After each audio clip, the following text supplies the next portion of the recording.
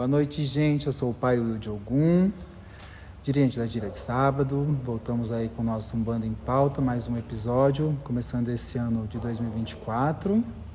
Eu sou o pai Lucas de Oxóssi, dirigente da Gira de Quinta-feira. E hoje a gente vai falar um pouquinho sobre Oxóssi. Isso aí, vamos aproveitar janeiro, que é dia de São Sebastião, que pela nossa casa a gente usa muito o sincretismo, então o sincretismo de São Sebastião na nossa casa é o Oxóssi. E é agora, dia 20 de janeiro, que é geralmente onde a gente se prepara para abrir a nossa casa durante esses 11 anos, é assim que a gente procura fazer, né? Sim, e Oxóssi, além de ser meu orixá, né, então é algo que traz uma representatividade grande para mim. Também essa data de Oxóssi foi quando eu fui cruzado, né, pai? Então agora faz um ano aí da minha gira, um ano que eu fui cruzado, né? Minha gira começou um pouco depois no cruzamento da mãe Karen, mas é um ano que a minha gira tá nesse chão. Isso aí passou rápido. Passou rápido. Meu Deus, voou. Esse ano eu acho que foi o ano que mais voou desde que eu tô no terreiro. Foram muitas coisas, né? Eu acho que isso faz as coisas passarem mais rápido. É verdade. E aí vamos falar um pouco de Oxóssi. Na verdade, na Umbanda a gente fala de Oxóssi, mas lembrando que todo orixá, dentro da nossa religião, a gente considera muito mais uma energia. E na nossa Umbanda, o Oxóssi é representado pelos caboclos, né? Então tem aí uma infinidade de caboclos, tanto caboclos de pena, como a gente costuma falar, que são aí seu Tupinambá, seu Sete Flechas, seu Quebra-Demanda, Cabocla Jurema, seu Pena Branca, seu Juruá e tantos outros. E os caboclos de pena, os caboclos de couro, que a gente chama, que são os boiadeiros, né? Que a gente também usa a mesma data para fazer referência e saudação a esses dois tipos de caboclo, a esses dois tipos de espíritos, de entidade que a gente carrega e que a gente trabalha na casa. E aí? Pai Lucas, como que foi a primeira vez que você sentiu a vibração do seu caboclo? Conta pra gente aí um pouquinho. Então, eu trabalho com o Santo Tupinambá, é o meu pai de cabeça, é o meu Oxóssi. E é maravilhoso, né? Eu acho que Seu Tupinambá é o presente da Umbanda na minha existência, assim. Ele sempre me levantou, ele sempre me trouxe as melhores coisas. Eu acho que as palavras mais doces e as mais difíceis também de serem ouvidas. Eu acho que trabalhar com o Seu Tupinambá é sensacional, assim. E a minha primeira experiência com ele foi difícil, porque eu entrei muito cru na Umbanda, né? Então não entendia. Então meu desenvolvimento, acho que como de qualquer um, apesar de cada um ter o seu desenvolvimento ser diferente para cada pessoa, foi bem lento, assim, eu acho. E foi difícil, assim, eu apanhei muito com o Seu Tupinambá, mas foi sempre muito incrível.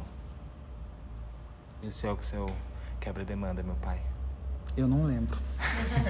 É verdade, eu não lembro mesmo. Porque o seu quebra-demanda, para mim, ele é sempre muito aconchego, né? Tanto que eu trabalho pouco com ele, porque ele demora mais tempo cumprimentando e abraçando do que trabalhando, às vezes, né? Ele leva muito tempo, ele faz uma questão de abraçar todos os filhos, de cumprimentar todos os filhos. E aí, às vezes, eu acabo trazendo a cabocla pelo dinamismo, pelo dinamismo mesmo dos trabalhos, das consultas e tudo mais, porque o seu quebra-demanda, por mais que ele carregue esse nome quebra-demanda, pelo menos quando ele se manifesta comigo, ele traz esse carinho, essa leveza no falar, na leveza do cumprimentar, do caminhar. Então, e eu acho que, de modo geral, os caboclos, eles trazem isso. Eu acho que o caboclo, ele traz a referência da força, né? Porque é isso que o caboclo representa pra gente na religião, é a força. Mas eles também trazem uma amizade, uma lealdade, que eu acho que isso também tem que ser sentido. Né? É uma alegria. Eu acho que a gente, por exemplo, na nossa gira, a gente toca Ogum na primeira parte. Quando você precisa mudar uma energia, que você vira a gira para Oxóssi, é outra energia. A energia, ela traz essa alegria, ela corre muito mais rápido. Então, eu acho que isso é muito notável para ser sentido. E é prazeroso, né? Você sentir. Então, eu acho que quando você entra ali com essa energia de Oxóssi, de caboclos ali, de pena principalmente, essa energia ela corre gostoso na corrente e isso acaba facilitando muitos tipos de trabalho. Então eu acho que começar com Oxóssi sempre, além da prosperidade que a gente busca, né, a fartura, ou não deixar principalmente faltar comida na mesa de nenhum filho, eu acho que essa lealdade e essa alegria ela tem que ser usada como referência. E eu acho que os filhos de Oxóssi trazem muito isso, né? Tipo, procuram ter essa... Por mais que eles são resguardados, né? Porque filho de Oxóssi gosta bastante de ficar mais no seu cantinho e tal, mas quando eles se habitam ou quando eles estão habitáveis, onde eles se sentem bem, são alegres, são espontâneos, eles gostam. Eu acho que isso faz uma referência legal, né? Pai, puxando um pouco o que o professor estava falando agora, muitas pessoas às vezes não sabem a linha de trabalho dos caboclos. O senhor pode falar um pouquinho para o pessoal que está ouvindo a gente? Como assim linha de caboclos? A linha de trabalho, tipo, o que a gente vê geralmente nos terreiros é que quando é uma gira de esquerda, enche. Porque as pessoas acham que elas podem pedir o que elas querem. Agora, quando a gente vê uma gira de caboclo, a gente vê que esse número reduz. Então, as pessoas muitas vezes não sabem como trabalhar com as entidades, o que pedir, o que fazer. Eu sempre falo que o desenvolvimento da Umbanda, o desenvolvimento na religião, ele deve ser nivelado, né? Eu acho que a gira de Exu, não tem como a gente falar que ela não é prazerosa, que ela não é gostosa, porque a energia é diferente, é muito próxima da energia da gente, tem uma alegria a mais. Mas as outras linhas também têm. É o que a gente falou agora sobre a diferença, por exemplo, da nossa gira, que abre com Ogum na primeira parte, da gira de quinta, que abre com Oxóssi, por ser o carreiro do Lucas. Faz diferença, né? São energias completamente diferentes e que correm muito melhor. Então, eu acho que os caboclos de Oxóssi, eles também quebram demanda, eles também abrem caminhos. Agora, a forma de trabalho é diferente, né? Tipo, você não vê Ogum, às vezes, parar para dar um sorriso, né? Às vezes não tem esse tato, né? Muito mais rápido os trabalhos. Oxóssi não, ele tem aquele tempo para conversar, tem aquele tempo para abraçar, tem aquele tempo de uma palavra positiva, que isso às vezes faz toda uma diferença durante um trabalho, durante um atendimento.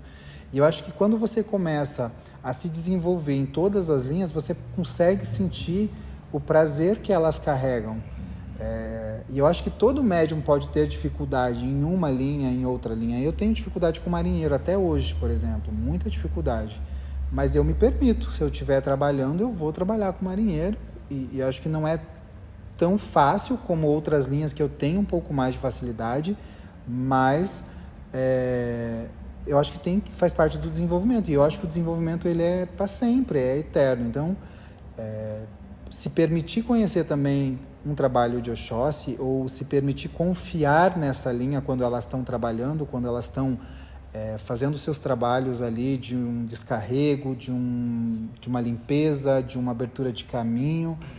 Se você tem fé, isso vai acontecer com toda certeza, igualmente se fosse numa gira de Exu ou qualquer outra linha de trabalho. Eu acho que podem ser formas diferentes de trabalhar, mas que vão sempre dar o resultado que é preciso, assim. Eu acho que a espiritualidade, ela vai estar sempre aí trabalhando ao nosso favor, eu acredito assim. E não consigo acreditar que você vai chegar numa gira de Oxóssi e pedir algo que ele não vai poder te fazer que um Exu poderia. Entende? Eu acho que são formas diferentes de trabalhar, meios diferentes de trabalhar, mas que vão sempre vibrar aí para você conseguir o que é necessário e for do seu merecimento. E as pessoas têm muito isso, né? De achar que, não, só Exu Pombogira consegue e outros não. Mas não é assim. E é mais da gente ter essa afinidade com as linhas do que ao contrário, eu acho. Exatamente, é do médium, né? Do médium. O espírito, ele se manifesta daquela energia, mas ele consegue usar dos meios que o médium lhe permite. Agora, a permissão também tem que partir do médium para que o espírito consiga trabalhar e exercer o real papel, ou desenvolver real a energia que está ali para trabalhar, né? E pais, vocês podem comentar um pouquinho esses elementos, né, da linha de caboclo, por exemplo, a cor da vela, a cor da pemba, algumas coisas características e usuais? Eu acho que isso pode variar um pouco de casa para casa, ou de cada doutrina, ou até de cada espírito. Por exemplo, até que a gente colocou o seu Ogum Rompimato, então na casa tem uma vela tricolor, né, vermelho e branco, simbolizando o Ogum, mas também simbolizando o Oxóssi. Mas de modo geral, na nossa casa, as velas, as ponteiras, a pemba, a gente dá preferência para a cor verde, podendo usar branco também, mas a gente dá preferência para a cor verde. E a gente sempre procura apoiar muito o uso de folhas, né? Porque eu acho que o elemento primordial na nossa religião é a erva, é o elemento vivo que está ali para fazer com que a energia corra. A gente também usa frutas, né, aqui na casa, charuto, cerveja, água. Acho que são elementos que a gente mais costuma usar, assim, né? Tem arco e flecha? Tem, mas a gente usa muito mais uma flecha, por exemplo, ou um arco, que a gente deixa aqui muito mais para um trabalho de uma quebra de demanda ou alguma coisa nesse sentido, mas você pode ver, às vezes, num ponto de um caboclo ou de outro, né? Sim. E ervas de banho também, vocês têm alguma recomendação, ou que vocês acham que é usual para a linha de caboclos? Na verdade, os banhos a gente usa sempre por orixá, por energia, né? Assim que a gente funciona na casa, né? Então, para os filhos de Oxóssi, a gente sempre recomenda ou folhas de pitanga ou folhas de goiaba. São ervas que não prejudicaria de forma alguma e que conseguiria trazer a conexão melhor para aquela energia dos filhos de Oxóssi com a energia do orixá, né? Sim.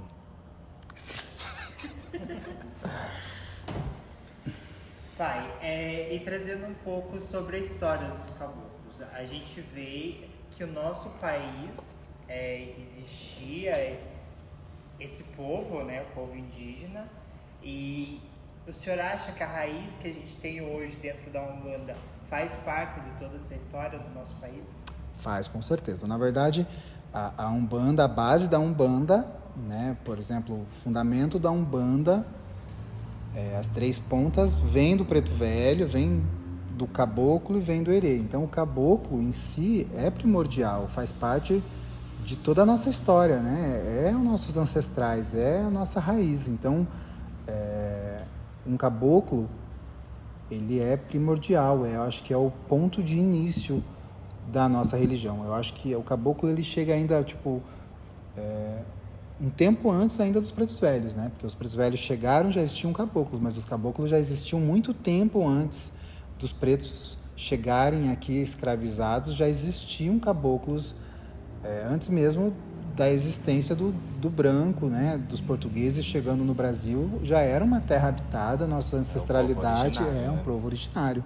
Eu acho que isso deve ser sempre esclarecido e principalmente respeitado. Eu acho que é um povo que hoje não se tem mais respeito, e às vezes a gente vê essa falta de respeito por próprios membros da nossa religião, e que deve ser repensado, porque ali está toda a nossa história, né? A nossa história não começou com a descoberta do Brasil, a nossa história já existia e foi apagada. Então a gente tem uma história a partir da chegada dos portugueses, mas e o antes? E a nossa raiz de verdade, né? E os povos que já estavam aqui, os povos originários, os brasileiros de verdade.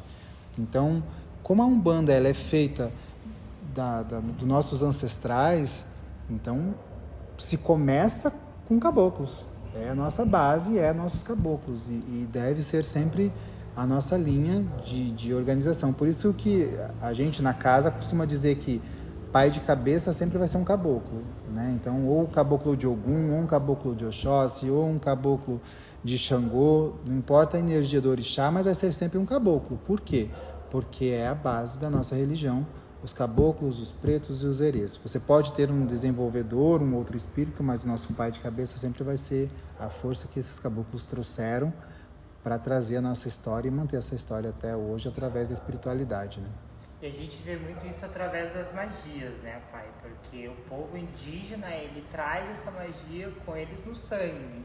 A questão do xamanismo, a questão da cura. Eu acho que se a gente pensa bem, por exemplo, qual era a cultura, né, até dos índios hoje, né, no que eles acreditam?